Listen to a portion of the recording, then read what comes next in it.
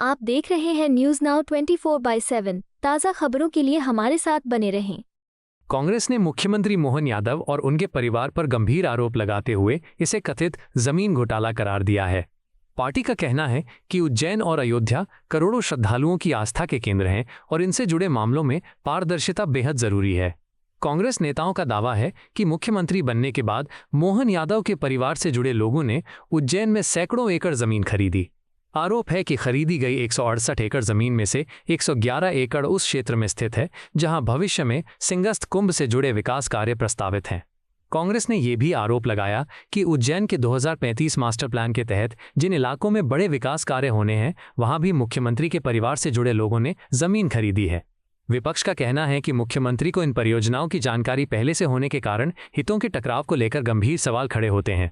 कांग्रेस ने प्रधानमंत्री नरेंद्र मोदी पर भी निशाना साधते हुए आरोप लगाया कि ऐसे मामलों में कार्रवाई की उम्मीद कम दिखाई देती है। पार्टी ने आदर्श हाउसिंग सोसाइटी मामले का हवाला देते हुए कहा कि पहले आरोप लगने पर इस्तीफे हुए थे, लेकिन अब समान आरोपों पर चुप्पी दिखाई दे रही है। कांग्रेस ने पूरे मामले की स्वतंत्र और निष्पक्ष जांच की मांग करते हुए कहा है कि यदि आरोप सही हैं तो जवाबदेही तय होनी चाहिए। मध्य प्रदेश के कांग्रेस पार्टी के प्रदेश अध्यक्ष जीतू पटवारी जी ने हमारे leader of opposition Umang Singhar जी ने कल भोपाल में इस प्रकरण में एक प्रेस वार्ता की थी। आज रात को जीतू भाई से मेरी बात हुई। मैंने कहा जीतू जी, ये मामला सिर्फ एक स्थानीय मामला नहीं, ये राष्ट्रीय मामला भी नहीं है, ये एक अंतर्राष्ट्रीय मामला। ये हो या अयोध्या हो, ये सब अंतर्राष्ट्रीय मामले हैं। लोगों की आस्था इन शहरों से जुड़ी हुई है और पेट काट कर लोग पैसा बचा बचा कर तीर्थ जाते हैं। हमने अपने बुजुर्गों को जाते हुए देखा, पैसा बचा बचा कर, और वहां दान पात्र में डालते हुए जिस आस्था से वो उसमें दान पेटी में पैसा डालते थे, वो एक बड़ा करुणामयी दृश्य होता था। ऐसे पैसे को लूटना, ऐसे चोरी करना, ये लोगों की आस्था के पीठ में खंजर घोंपने के बराबर है। अयोध्या में जो हुआ, उज्जैन में आपको पता है कि सिंहस्थ कुंभ आने वाला है 2 साल बाद। आप मुख्यमंत्री हैं प्रदेश के, उससे पहले आप शिक्षा मंत्री रहे, उससे पहले आप टूरिज्म बोर्ड के चेयरमैन रहे, तो आपकी जानकारी में है, फाइलें आपके टेबल से होकर गुजरती हैं। आप खुद नक्शों की हेरफेर करते हो, आप मास्टर प्लान में हस्तक्षेप कर सकते हो। आपके पास अंदर की सूचना, अंदर की जानकारी है और आपकी कलम में वो ताकत है कि आप नक्शों में, अलाइनमेंट्स में, सड़कों में कौन सी सड़क कहां से कटनी है, उसमें आप उसको प्रभावित कर सकते हो। उस प्रभाव का, उस ज्ञान का, उस कलम का जो पावर है, उसकी जो ताकत है, उसका दुरुपयोग किया। दुरुपयोग ऐसा कि आपके परिवार ने, लगाइए वो स्लाइड जरा, आपके परिवार ने सैकड़ों एकड़ जमीन आपके मुख्यमंत्री बनने से पहले 2023 की दिसंबर में मुख्यमंत्री बने थे, 13 दिसंबर था, 13 दिसंबर था।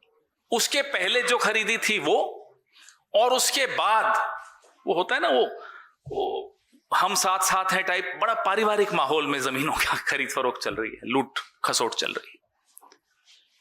और ज्यादा डिटेल्स हमारे भाई देंगे, जीतू भाई।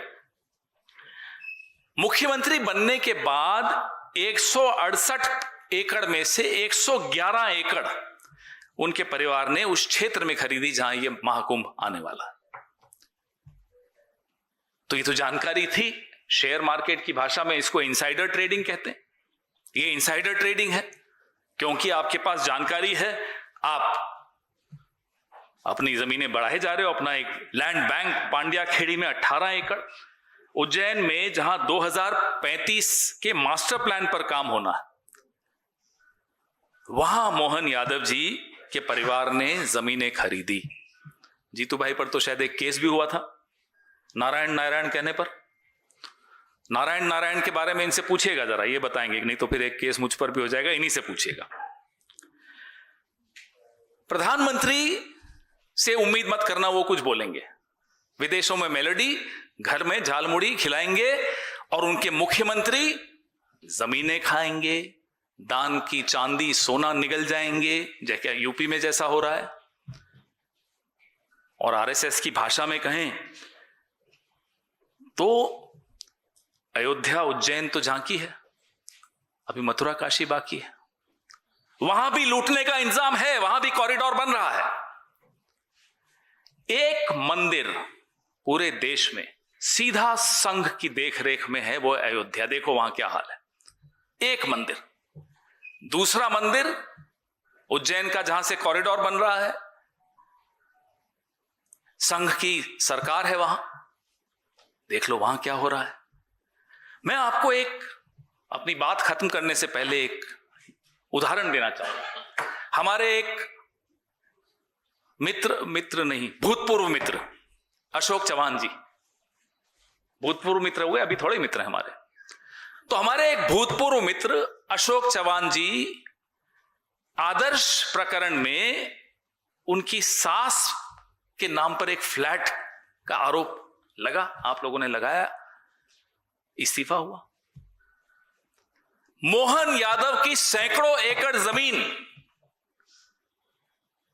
प्राइम टाइम पे तो सन्नाटा है ही। हमारे यहां एजेंसी के साथी भी बैठे हैं, 2-3 एजेंसीज के, बड़ी बड़ी एजेंसीज हैं तीनों, सन्नाटा,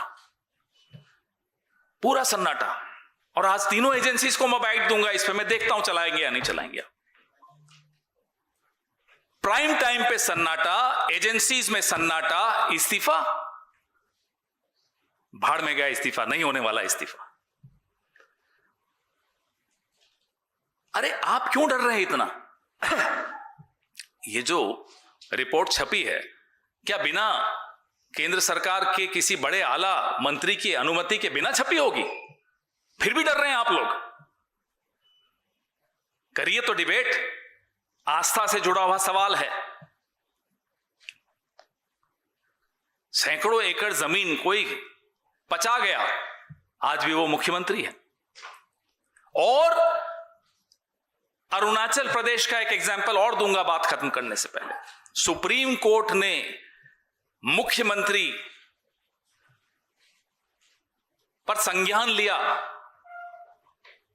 मुख्यमंत्री पीडब्ल्यूडी मिनिस्टर भी है, प्राइम टाइम पे सन्नाटा, मुख्यमंत्री आज भी अपनी कुर्सी पर है। सुप्रीम कोर्ट के बाद अरुणाचल प्रदेश का मुख्यमंत्री आज भी कुर्सी पर है। इतनी भारी सैकड़ों एकड़ जमीन के घोटाले के सार्वजनिक होने के बाद मध्य प्रदेश का मुख्यमंत्री कुर्सी पर है। इन दोनों में कॉमन बात क्या है बताइए? संघम शरणम गच्छामि, ये सब आरएसएस से जुड़े हुए हैं।